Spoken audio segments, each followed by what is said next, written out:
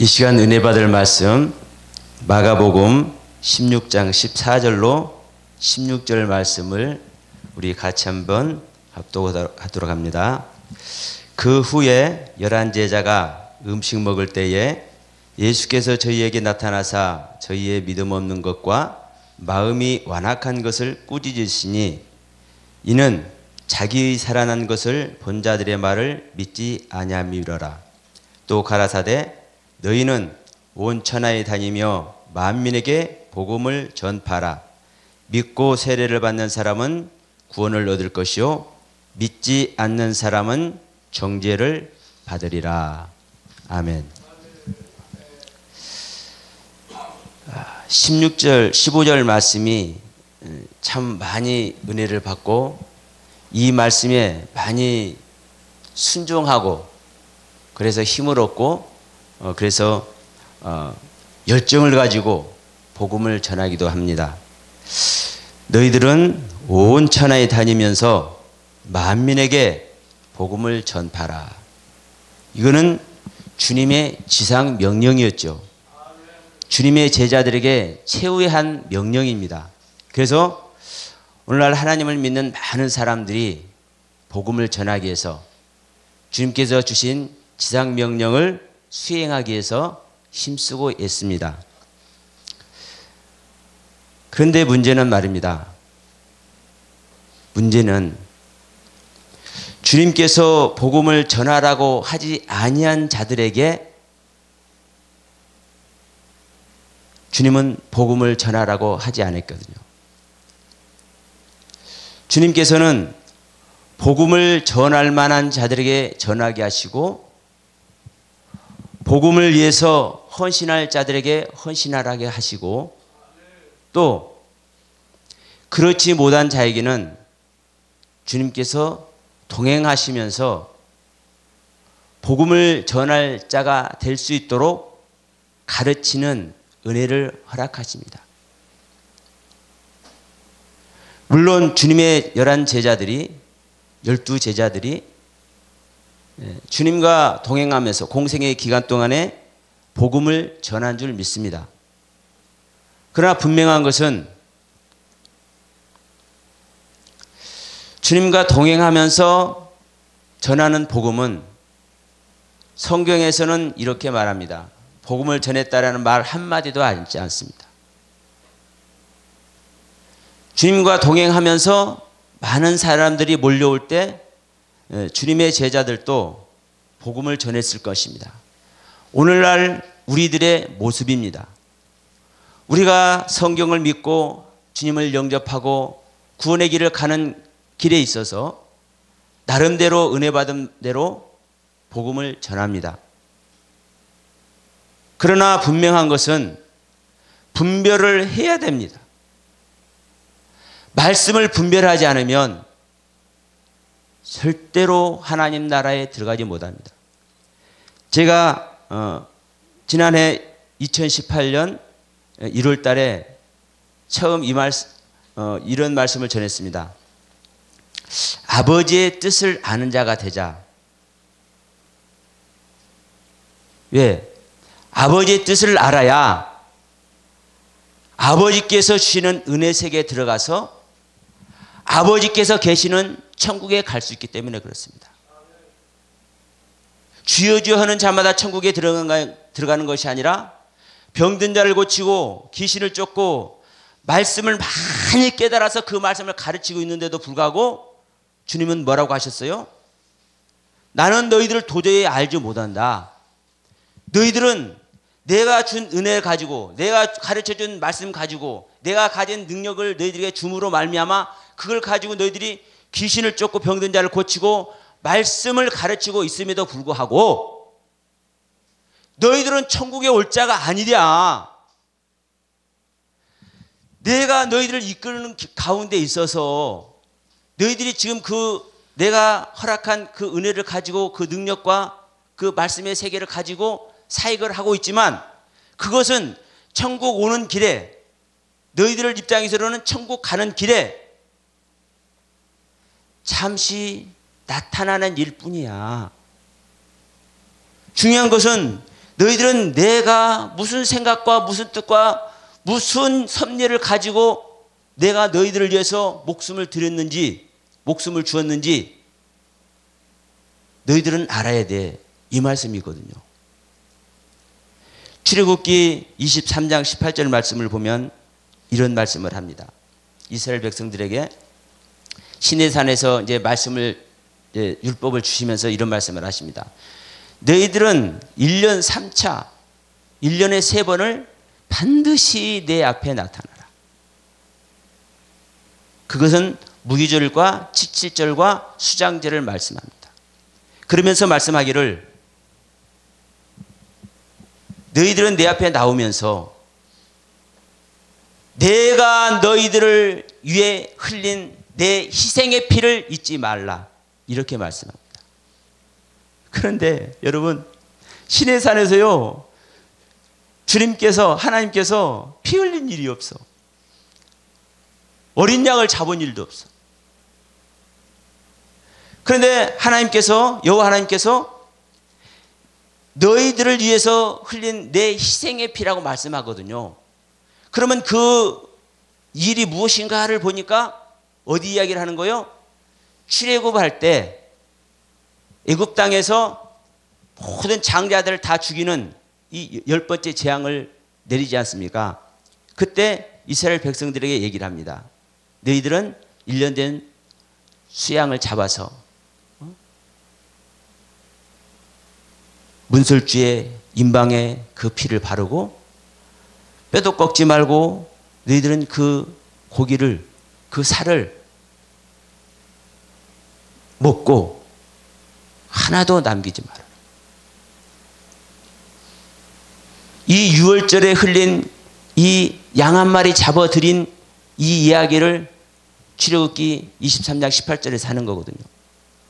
그런데 그 어린 양이 흘린 피를 무엇이라고 말씀하시는 거예요? 여호와 하나님의 피라고 말씀하는 거예요. 우리는 내 생각도 중요하고 내가 깨달은 것도 중요하지만 더 중요한 것은 무엇이냐? 성경에서 하나님께서 어떻게 말씀하시고 있느냐? 여러분, 이 부분입니다. 말씀대로 우리는 하나님을 알고 하나님의 뜻을 섬기고 하나님을 알아가고 하나님의 계신 천국에 가는 것이지, 말씀을 벗어나면은요, 그건 사단의 길입니다. 사단 마귀가 쳐놓은 함정에 빠지는 겁니다.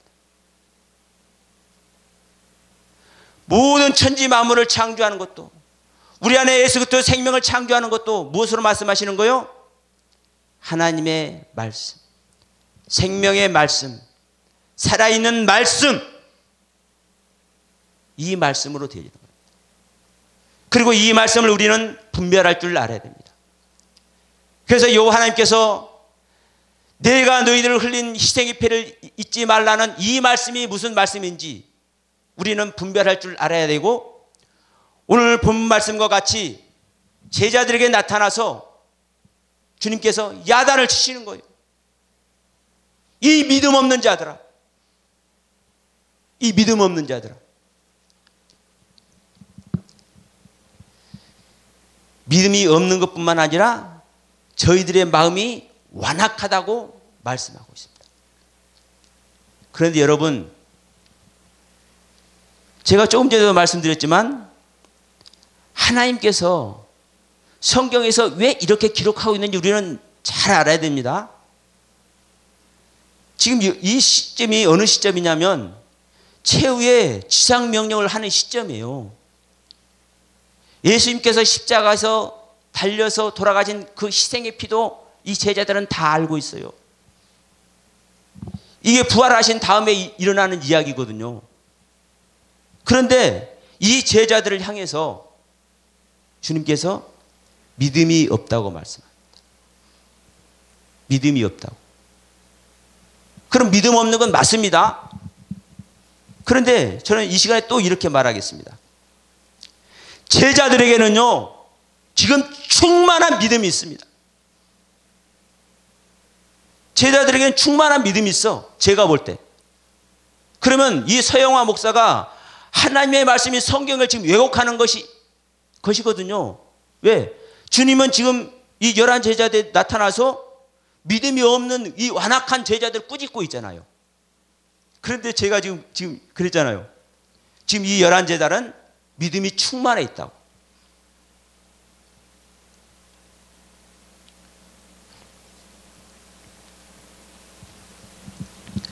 그래서 우리는 성경을 전체적으로 볼 줄 알 때 진정한 믿음의 세계에 들어갈 수 있습니다.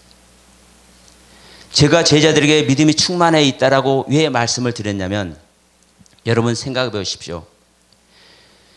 여기서 선택된 제자들은, 주님께서 고르신 이 12명의 제자들은, 그런데 이제 가룟 유다는 주님을 팔아서 이제 도태됐기 때문에 11 제자들만 이 자리에 있는 거거든요.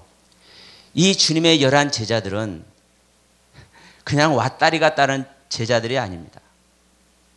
오늘날 우리들 같이 뭐 신학교 졸업하고 목사 안수 받았다고 목사 임내하고 이렇게 다니는 제자들이 아닙니다.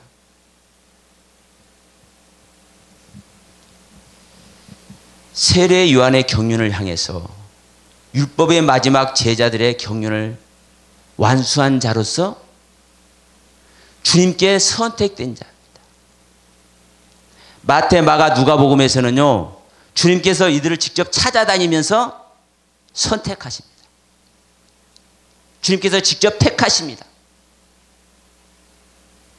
그런데 그래서 우리는 이런 말을 합니다.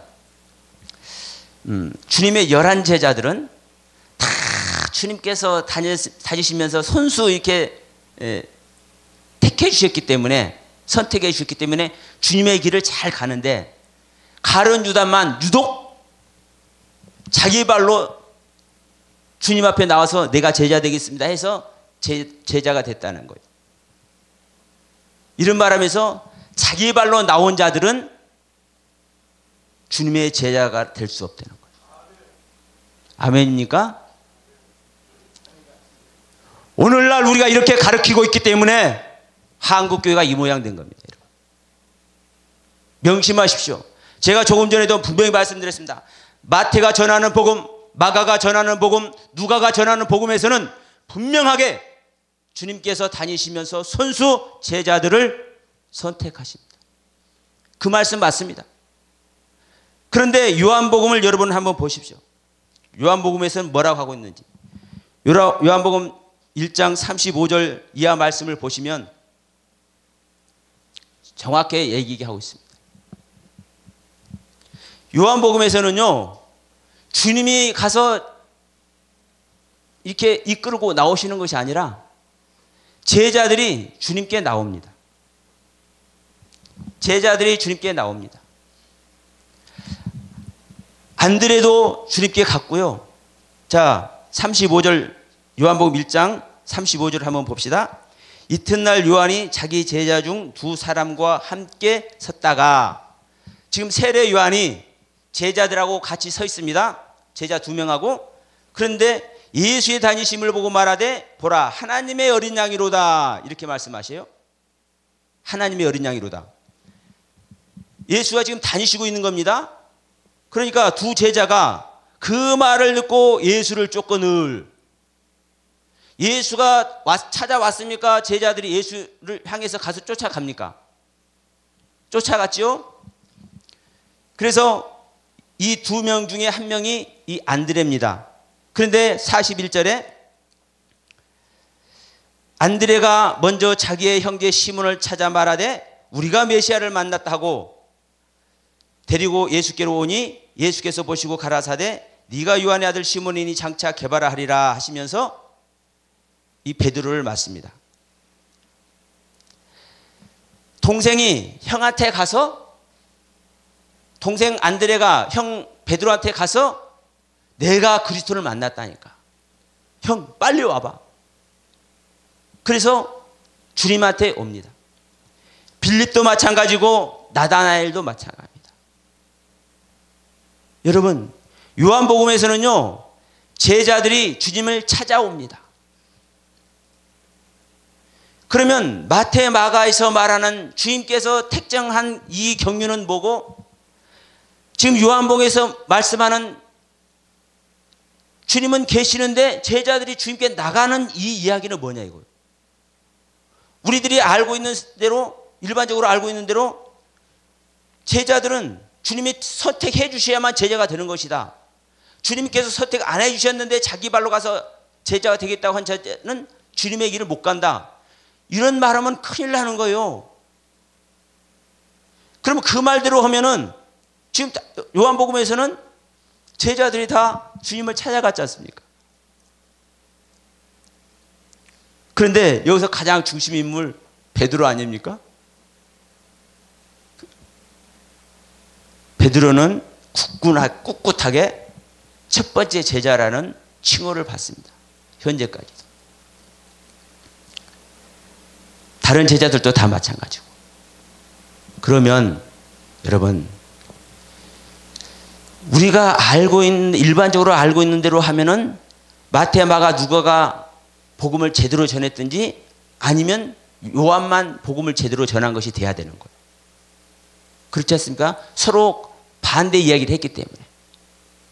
그러나 여러분, 요한도 복음을 옳게 전했고 마태, 마가, 누가도 복음을 옳게 전했습니다. 이 말 두 가지 말을 한 것이 얼마나 귀한 것인지 모릅니다. 여러분, 주님 편에서는 우리를 향해서 찾아오셔야 되고요. 우리는 주님께 나가야 되는 거요. 그래서 히브리어 원문 보라는 단어도 마찬가지고 헬라어 에르쿠마이라는 단어도 똑같습니다. 한 가지 단어에 정반대되는 뜻입니다. 가다, 오다. 가는 것도 에르쿠마이, 오는 것도 에르쿠마이. 내가 들어가는 것도 에르쿠마이, 보. 주분께서 나에게 들어오는 것도 에르쿠마이, 보. 그러면 이러한 글을 통해서, 이러한 뜻을 가진 말을 통해서 하나님께서 복음을 전하신 이유가 있는 거예요. 그래서 세례 요한이 말할 때도, 주님께서 말할 때도, 자, 보라, 천국이 가까이 왔다 그러잖아요. 주님께서 오시잖아요. 그러니까 주님 편에서는요, 하나님 편에서는 우리에게 오는 겁니다. 그런데 하나님께서는 우리에게 오는데도 불구하고 내 입장에서 뭐 하는 거예요? 주님께 나가는 겁니다. 그래서 내가 천국을 향해 가지 않으면 천국에 갈 수가 없고, 그런데도 불구하고 하나님께서, 주님께서 나를 향해서 오지 않으면 우리는 천국에 절대 들어가지 못해요. 여러분, 오늘 마가복음 16장 14절로 16절 말씀을 우리가 논하고 있는데, 그래서 우리가 이 부분을 잘 알고 주님께서 명하신 지상 명령을 어떤 자들이 행할 수 있는지를 우리는 분별해야 되는 겁니다. 주님의 제자들은 이 말씀을 들었기 때문에 나가서 복음을 전해야 되잖아요. 적어도 예수님께서 승천하신 후에 복음을 전해야 되잖아요. 그래서 마가가 전하는 복음에서는, 자, 19절에 예수님께서 말씀을 마치신 후에 하늘로 올려오사 하나님 우편에 앉으시니라 하고서 20절에 제자들이 나가 두루 전할세 주께서 함께 역사하사 그 따르는 표적으로 말씀을 확실히 증가하시니라, 이렇게 말씀을 하고 있어요. 그런데 여러분 명심하실 것은, 성경 전체를 통해서 말씀을 조명해 보면 예수님께서 승천하신 다음에 주님의 제자들이 다니면서 복음을 전하던가요, 안 전하던가요? 예수님께서 직접 명령하셨잖아요. 최후의 지상 명령하셨잖아요. 너희들은 뭐를 해라? 온 천하에 다니면서 복음을 전파하라. 근데 예수님은 이 명령하고 이제 올라가셨는데, 그 다음에 주님의 제자들이 다른 사람 다 놔두자고요. 이 주님의 11 제자만 얘기해 보자고요. 이 주님의 제자들이 다니면서 복음을 전해야 안 전해요? 절대로 안 전합니다. 한마디도 안 합니다. 한마디도 안 한 건 아닙니다. 할 때는 했겠죠. 그런데 성경이 한마디도 안 내놓고 있는 그 이유를 알아야 된다 이거죠. 복음을 전하지 않아요. 그 뭐만 하고 있어요? 예. 마가의 집 가서, 그 마가의 집에서도요, 땅바닥에서가 아니라 다락방에 올라가서 기도만 합니다. 뭐 할 때까지? 내가 가서 너에게 다시 보혜사로 오리라. 성령으로 오리라. 너를 도와주러 오리라. 나를 맞이하라. 이 주님의 메시지를 받았기 때문에 그 주님과 함께 하기 위해서 아무것도 전화로 다는 것이 아니라 기도만 합니다. 그런데 오늘날 여러분 기억하십시오. 우리가 마가 다락방에 오순절날 임한 이 성령을 받았는지 안 받았는지. 오순절날 성령 받아서 표적을 행하며 전도하는 사람 저는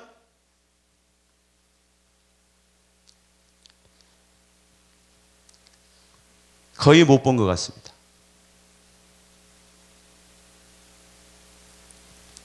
전부 다 성령 다 받았다고 하고 전부 다 성령 충만하다고 하는데 저는 한 가지만 딱 말씀드리고 보겠습니다. 말씀 한 절 분별 못하는데 성령 받았습니까? 방언하고 통변하고 예언하고 귀신 쫓고 병든 자 고치면 말씀 가르치면 성령 받은 것입니까? 성령도 어떤 성령을 받았느냐요, 여러분. 성령도 어떤 성령을 받았느냐. 그럼 마태복음 7장 얘기 빼버려야죠. 성경에서. 성령 안 받은 사람이 귀신을 쫓아내고 병든 자 고치고 말씀 가르칩니까? 그런데 성령을 받았는데도 불구하고 그래서 귀신 쫓고 병든 자 고치고 말씀을 전하는데도 불구하고 너희들은 내 뜻대로 행하는 것이 아니야라고 말씀하고 있잖아요. 그러면 아버지 뜻대로 행할 수 있는 성령을 받아야 이게 진정 말씀하는 성령이에요. 성경에서 말씀하는. 여러분 우리 요한복음 아까 1장 35절 이하의 말씀을 잠시 봤습니다.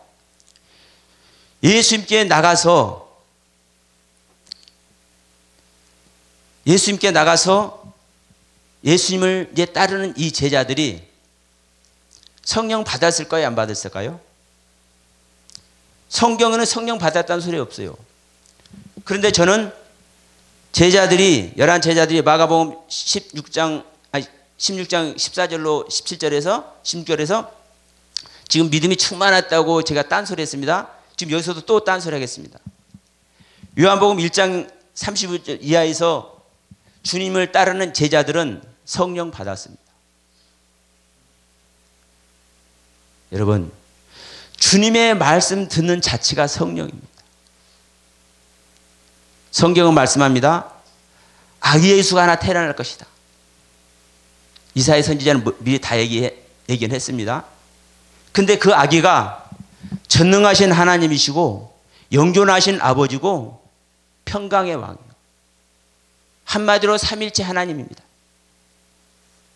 아기 예수가. 이 아기 예수가 성장하니까 아름다워져 가더라 하는데 어느 날 사역을 시작해. 제사장 나이가 되는 이 30세가 돼서 실제적인 하나님의 사역을 시작합니다. 예수님께서 말씀하십니다. 내가 너희들에게 이르는 나의 말이 영이고 생명이야. 이 영은 어떤 영이고 이 예수님께서 말씀하신 생명은 어떤 생명이겠습니까? 나를 본 자는 아버지를 보았고 나는 아버지와 하나다라고 말씀하죠. 그러면 예수님께서 말씀하시는 그 말씀이 하나님의 영이고 하나님의 생명이라는 얘기입니다. 그러면 요한복음 1장에서 주님을 만나서 세례 요한 제자들이 주님을 만나서 아하 지금까지의 스승 세례 요한은 계십시오. 우리는 주님을 따라야 되겠습니다. 그리스도를 따라야 되겠습니다 하고 예수님을 만나서 예수님의 말씀을 듣고 따르는 이 제자들이 성령 받은 겁니까? 안 받은 겁니까? 제 얘기가 아니라 여러분 생각을 해보시란 말이에요. 주님께서 하시는 말이 하나님의 영이고 하나님의 생명이라면 그 하나님의 말씀을 받았기 때문에 따르는 것이고 주님의 말씀이 인정되기 때문에 따르는 것이고, 주님의 말씀이 듣고 아하, 메시아 맞네, 우리를 하신 그리스도가 맞네, 그러면 그 말씀 자체가 자기들이 모두 받아들일 수밖에 없는 은혜 안에 들어간 것이거든요. 그러면 주님의 말씀을 받는 이 자들이 성령을 받았겠느냐 안 받았겠느냐 생각해 보시라. 그래서 저는 다놓고 말씀드립니다. 주님의 제자들은, 사도 요한의 제자였던 주님의 제자들은 율법의 마침이 되시는 율법의 마지막 선지자 사도 요한을 떠나서 복음이신, 말씀이 육시되어 오신 주님을 따르고 그 주님께 자기의 모든 것을 내맡기는 그 순간, 자기의 모든 것을 다 버려두고 주님께 모든 것을 맡겨놓는 이 순간 자체가 뭐예요? 성령과 하나 된 것인 걸 믿으시기 바랍니다. 그래서 자, 요한복음 1장 37절 말씀을 한번 봅시다. 두 제자가 그의 말을 듣고 예수를 쫓고 늘, 예수께서 38절, 예수께서 돌이켜 그 쫓는 것을 보시고 물어 가라사대. 이게 세례 요한 제자가 둘이 예수님을 이제 쫓아가는 겁니다. 쫓아가니까 그 쫓아오는 걸 예수님께서 보시고 이제 말씀하십니다. 예수님께서 뭐라고 말씀하시는가 보세요. 무엇을 구하느냐 물어보세요. 너희들이 왜 나를 따라오냐? 왜 나를 따라와? 너희들이 나를 따라오는 이유가 뭐야? 너희들이 무엇을 구하느냐 물어보시는 것이죠. 그렇기 때문에 그 예수님의 물음에 이 제자들이 뭐라고 답하시는가 보십시오. 가로되 랍비여 어디 계시오니까 하니, 뭘 자기들이 구하는 것이 뭐라고 얘기하는 겁니까? 랍비께서, 선생님께서, 주님께서 계시는 곳이 어디입니까? 라고 물어보는 거예요. 그러면 무엇을 알기를 원한다는 겁니까? 주님께서 계신 곳을 이 두 제자는 알기를 원하는 거예요. 그러면 빌라에 있는지 호텔에 있는지 마구간에 있는지 그 안에 처소를 알기를 원했을까요? 예, 그냥 당연하죠. 주님께서 오리라 약속하신 그리스도라 한다면,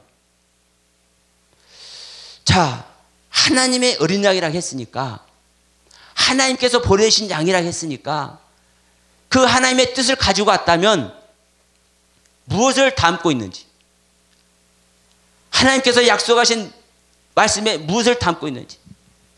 그래서 우리들을 위해서 이제 메시아로 오신 거기 때문에 이스라엘 백성들 구원하러 오시는 거 아닙니까? 그러면 우리들을 구원하기 위한 무슨 말씀이 있는지 이것을 구하는 겁니다. 그것을 계신 곳이 어디입니까? 라고 묻는 거예요. 그러니까 뭐라고 합니까? 예수님께서 가라사대 와 봐라. 와 봐라. 그러므로 저희가 가서 예수님께서 계신 데를 보고 그날 함께 거하니 제10시쯤 되었더라. 예수님께서 그러면 너희들이 와 봐. 그러면 와 보라는 것은 같이 다니면서, 같이 동행하면서 주님께서 하시는 말씀을 들어보라는 얘기죠. 그러니까 가서 보고 함께 거하고, 가서 보신다는 것은 있는 곳을 본다는 얘기가 아니라 주님께서 동행하면서 주님께서 하시는 말씀을 듣는 겁니다. 듣는데 뭐라고 하시는 거예요? 함께 이제 거한다고 그래요. 주님께 함께 거하라고. 이게 지금까지 율법적으로 알던 하나님의 말씀의 세계를 떠나서 복음의 실체이신 주님께 내 자신을 맡기는 제자들의 모습입니다. 이것은 성령 받는 모습인 겁니다. 믿든지 안 믿든지. 이것은 제 얘기라고만 할 수도 있어요. 그러면 제가 이렇게 보는 근거를 저는 말씀을 드리는 겁니다. 무엇을 가지고? 주님께서 이루시는 말씀이 어떤 말씀인지. 주님께서도 말씀하시죠. 너희들은 내 살과 피를 먹어라. 내 살을 먹지 않고 내 피를 마시지 않는 자는 나와 아무런 상관없다. 그러니까 많은 사람들이 너무 어렵다. 너무 어렵다 하면서 다 떠나가 버려. 저도요, 어디 가서 말씀을 전하다 보면 서목사님 말씀은 좀 많이 좀 어렵대. 물론 그런 분들은 그럴 겁니다. 그러나 들을 게 있는 분들은 들을 줄 믿습니다. 이 세계로 열린 축복 방송을 보시는 여러분, 듣는 귀가 있어지길 주님의 이름으로 축원드립니다. 분명한 것은 내가 말해서 복음이 아니고, 내가 말해서 진리가 아니라, 내가 말하고 나에게 깨닫게 한 내용이 성경에서 어떻게 말씀하고 어떻게 가르치고 있는지, 그 성경 말씀이 응하여지는지 우리는 알아야 되거든요. 그래서 저는 당당하게 마가복음 16장에서 지금 말씀하는 이 제자들에게 믿음이 충만하다고 얘기를 하는 겁니다. 지금 요한복음 1장 35절 이하에서 주님을 영접한 이 제자들이 3년 동안 주님을 따라다니면서 무르게를 걸어 다니시네. 썩어서 냄새나는 자를 그냥 살려내버리시네. 38년 된 혈병자를 그냥 한마디로 그냥 고쳐버리시네. 문둥이들이 깨끗게 되어버리네. 수많은 역사를 통해서 그 현장에서 보고 듣고 같이 먹고 마셨는데 이 제자들에게 믿음이 없을까요? 네? 생각해 보세요. 믿음이 없어서 주님 팔아먹고, 믿음이 없어서 주님 부인했고, 믿음이 없어서 십자가에 달릴 때 다 떠나갔다고요? 옳습니다. 믿음이 없습니다. 주님께서 지금 14절에서 말씀하는 그 믿음은 없는 거예요. 그러나 주님께서 14절에서 말씀하는 믿음은 없지만, 여러분 우리 자신들 한번 놓고 생각해 보자고요. 우리가 지금 주님을 만나서 요한복음 1장 내용과 같이 주님을 지금 현재 시제로 만나서 이 주님을 따라다니면서 주님께서 행하신 3년 반 동안 행하신 그 모든 사역의 길을 실제로 갔다고 해봅시다. 네? 우리에게 믿음이 있을까요, 없을까요? 그래서 이 주님의 제자들에게는요, 충만한 믿음이 있다고 저는 말씀하는 거예요. 일반적으로 보는. 오늘날 우리들이 믿음하고 성령 충만하고, 여러분 주님의 제자들이 공생애 동안 귀신 쫓고 병든 자 고쳤습니까, 안 고쳤습니까? 실제로 행했지 않습니까? 실제로 행하였어요. 주님만 병든 자 고친 거 아니에요.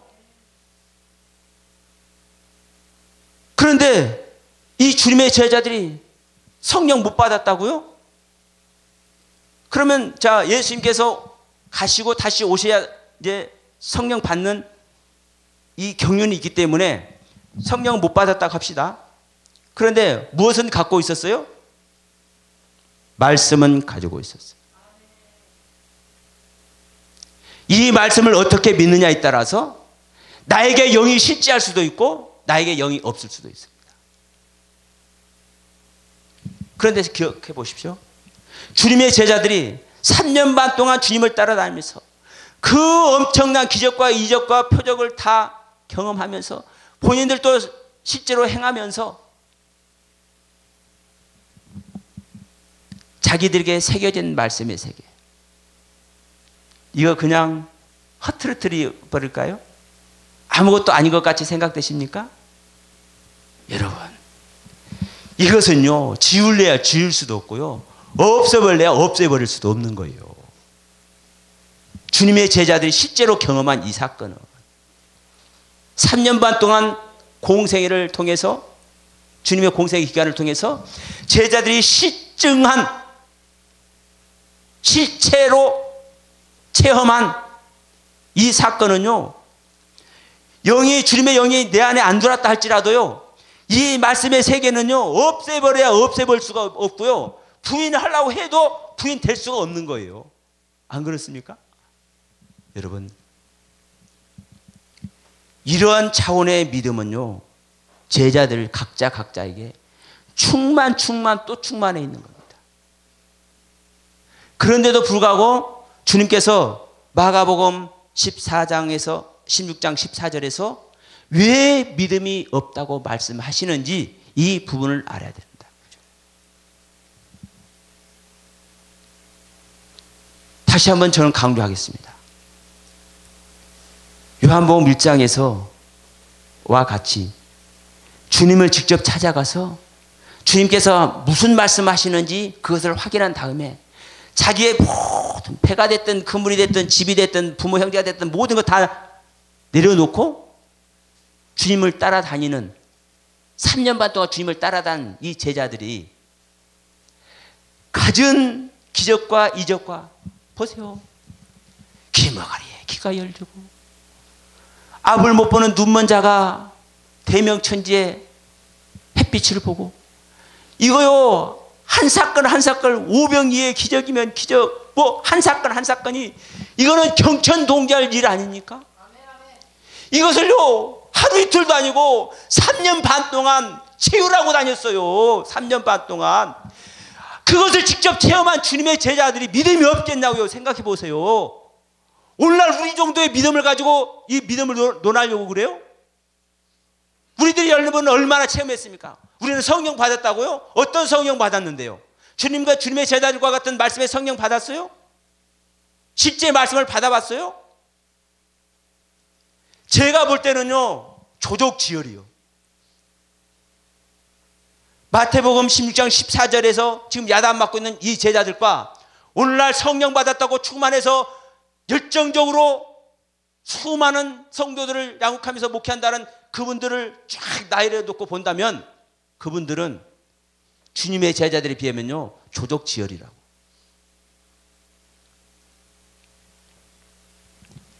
영을 받았느냐 안 받았느냐도 중요하지만 여러분 기억하십시오.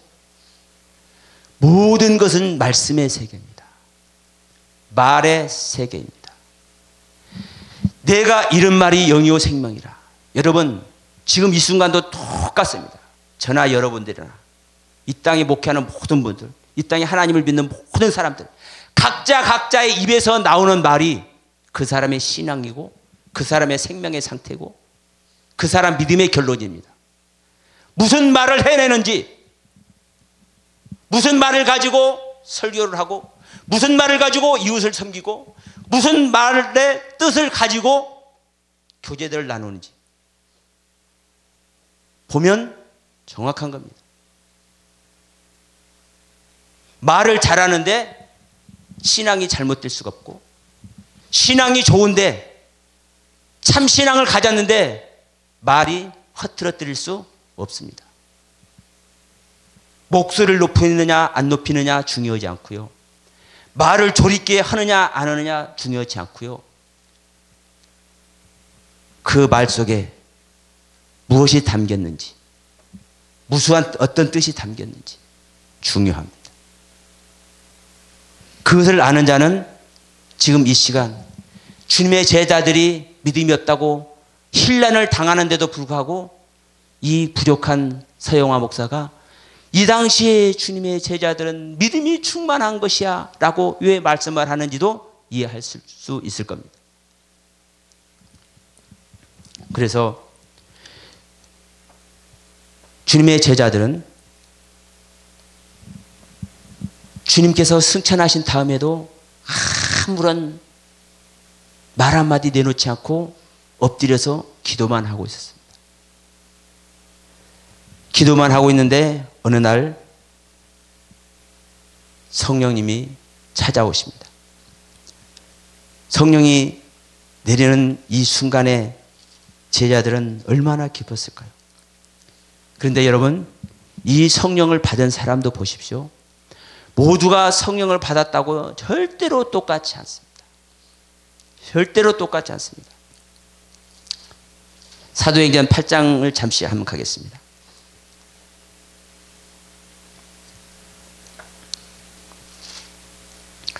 예, 사도행전 8장에 가면 사마리아에서 빌립이 복음을 전합니다. 사도행전 8장에 보면. 그런데 이 복음을 전하는데 자 14절 8장 14절부터 한번 읽어봅니다. 예루살렘에 있는 사도들이 사마리아에도 하나님의 말씀을 받았담을 듣고 베드로와 요한을 보내매. 이제 빌립이 복음을 전하는데 자 성령을 내린 일이 없어요. 자 12절입니다. 8장 12절 앞으로 다시 갑니다. 빌립이 하나님 나라와 및 예수 그리스도의 이름에 관하여 전도함을 저희가 믿고 남녀가 다 세례를 받으니 시몬도 믿고 세례를 받은 후에 전심으로 빌립을 따라다니며 그 나타나는 표적과 큰 능력을 보고 놀라니라. 그러니까 빌립이 복음을 전할 때 큰 능력과 표적이 임한다니까요. 그래서 이 소식을 듣고 예루살렘 교회에서 파송을 합니다. 베드로와 요한을. 그러는데 이 베드로와 요한이 이제 사마리아 성에 가서 성령을 내리게 해요. 자, 15절 봅시다. 그들이 누구가? 베드로와 요한이 내려가서 저희를 위하여, 저희는 사마리아 성에 있는 지금 복음을 전도받고 있는 자들입니다. 저희를 위하여 성령 받기를 기도하니 이는 아직 한 사람에게도 성령 내리신 일이 없고 오직 주 예수의 이름으로 세례만 받았을 뿐이라. 그러니까 이 빌립도요, 빌립뿐만이 아니라 120명이 마가다락방에 한꺼번에 동일한 성령 받은 줄 믿습니다. 이건 제 말이 아니죠. 그런데 그 성령을 받았는데 빌립은 세례만 줄 뿐 성령 내리게는 못했어. 그렇죠?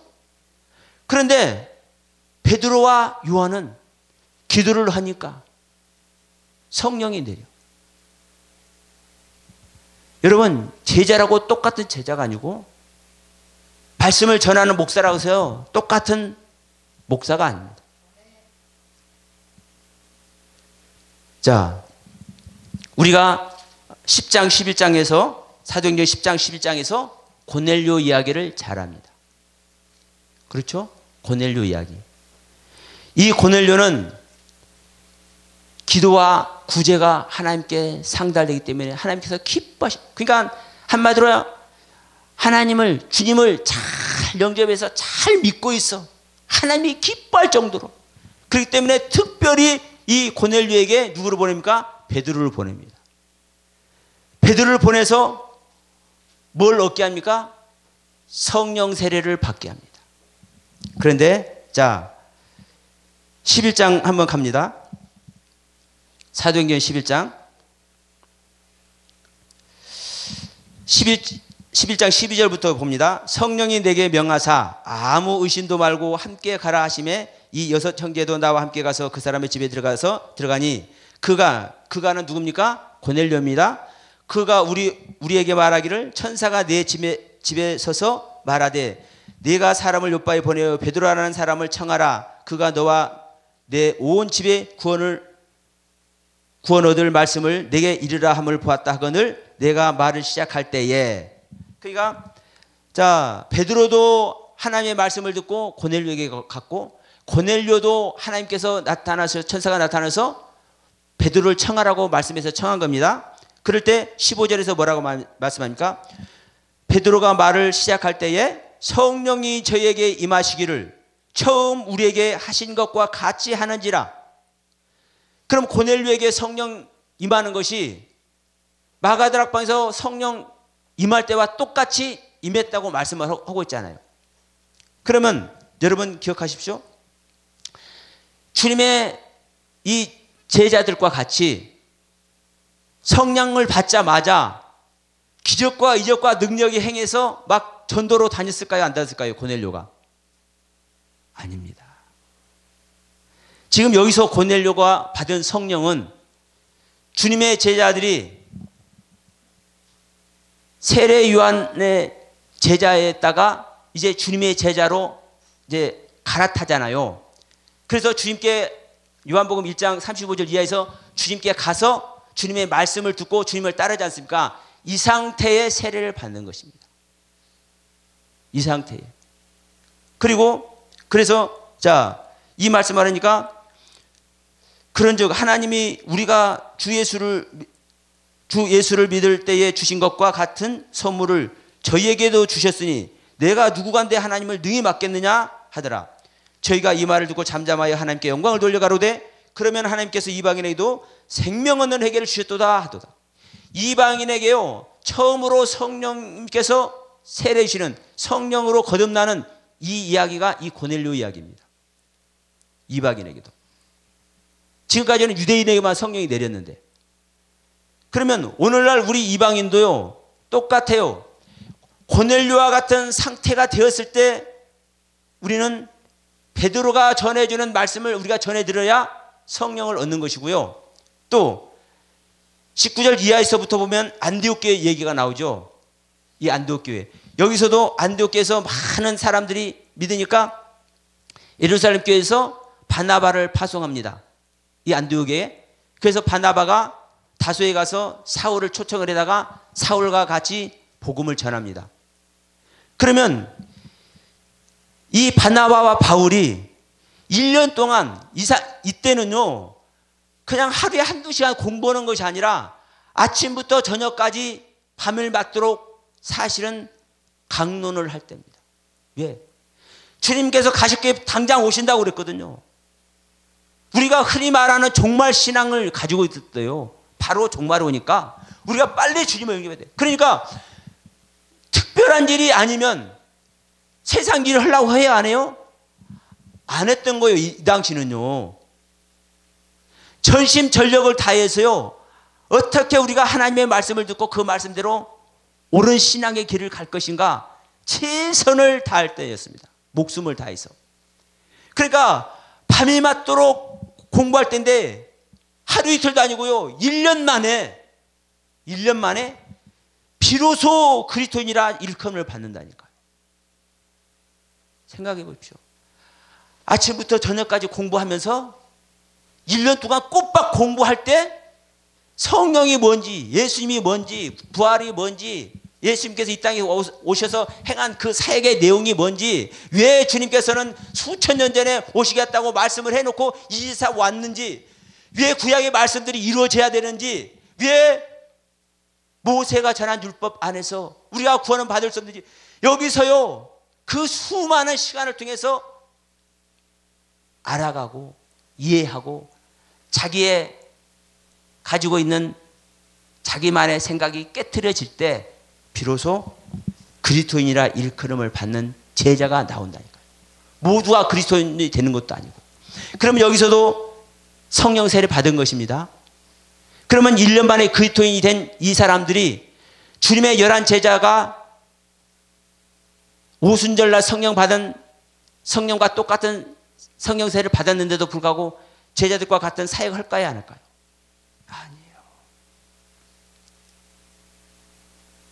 그래서 주님의 제자들이 3년 반 동안 실질적으로 주님과 동행하면서 그 듣는 모든 말씀이 영적으로 실질적으로 쌓이고 쌓여서 은혜 안에 있었기 때문에 그 상황을 이제 성령이 왔을 때 이게 진짜 영이었구나니까 모든 자기들이 3년 반 동안 체험한 모든 생애들이 실증이 돼버린 거예요. 그래서 자기들이 본 모습 그대로 행해버릴 수가 있고, 왜? 그것이 사실이잖아요. 우리가 믿음대로 된다고 그랬습니다. 믿음대로 되는 세계요. 그러면 우리가 어떤 믿음을 가졌는지, 아까 우리 목사님 말씀하실 때도 어린아이의 믿음이 불칼을 가졌더라. 당연한 거예요. 그걸 믿어버리면 돼요. 근데 문제는요, 그 어린아이가, 불칼을 가졌다는 어린아이가 죽을 때까지 그 불칼 들고 있을까요? 아니요. 육신을 가진 우리는요, 수도 없이 흔들리고 넘어지고 자빠집니다. 기억하십시오. 저는 성경을 통해서 얼마든지 증거해 드릴 수 있습니다. 그럼 일단 이렇게만 나가고, 그렇기 때문에 우리는 사도들이 말한 왜 날마다 죽어야 되는지, 왜 날마다 죽어야 되는지, 내가 죽어야 될 세계가 있다니까요. 거듭났어도 삼층천의 비밀을 알아도 죽어야 될 세계가 있다니까요. 그래서 여러분, 우리가 성령을 받았을 때 똑같은 성령을 받지만 각자의 신앙의 상태에 따라서 전혀 다른 은혜의 길을 간다라는 거 여러분 명심해야 될 줄 믿습니다. 자, 마무리하겠습니다. 여러분, 마가복음 16장 14절에 16절의 말씀을 통해서 여러분, 우리는 내가 어디에 있는지, 어떤 믿음에 있는지 분별하는 자가 됐으면 좋겠습니다. 3년 반의 그 엄청난 사건을 체휼하면서 그 사건 현장에 실제 자기들이 주인공이었던 거예요. 주님의 제자들. 사실 그 믿음의 세계는 사실 엄청난 겁니다. 그런데도 불구하고 말 한마디 못하고 주님께서 승천하셨음에도 불구하고 땅끝까지 복음을 전하라고, 오천에 복음을 전하라고 명령을 받았는데도 불구하고 꼼짝없이 엎드려서 기도만 해야 될 부분이 있고, 그래서 여러분 꼼짝없이 엎드려 기도만 한다 해서 목회도 접고 하는 일도 접고 기도만 하는 거 절대 아닙니다. 내가 목회를 한다 할지라도, 내가 복음을 전하러 지금 이 순간에 다닌다 할지라도 어떤 생각과 사상과 마인드를 가지고 복음을 전하느냐요, 여러분. 기도를 하느냐 이 말이에요. 그래서 내가 정말 오순절 날에 성령을 받았는지, 무교절 날에 성령을 받았는지, 오순절 날 성령은요, 애굽 백성들이 출애굽을 해서 신앙의 열매를 맺어진, 자, 칠칠절이 맥주절 똑같은 소리입니다. 칠칠절, 맥주절, 오순절이 똑같은 절기입니다. 그럼 보리를 심어서 수확을 해서 하나님 곳간에 드린 것이 맥주절이고 칠칠절이고 오순절입니다. 초실절은 보리를 수확해서 첫 단을 가지고 하나님께 예배드리는 것이 초실절입니다. 우리 신앙의 열매를 실질적으로 맺혀 드리는 것이 이 오순절이거든요. 그러나 여러분, 이 신앙의 열매 맺어 드리기 전에 광야에서 수많은 이스라엘 백성들이 죽습니다.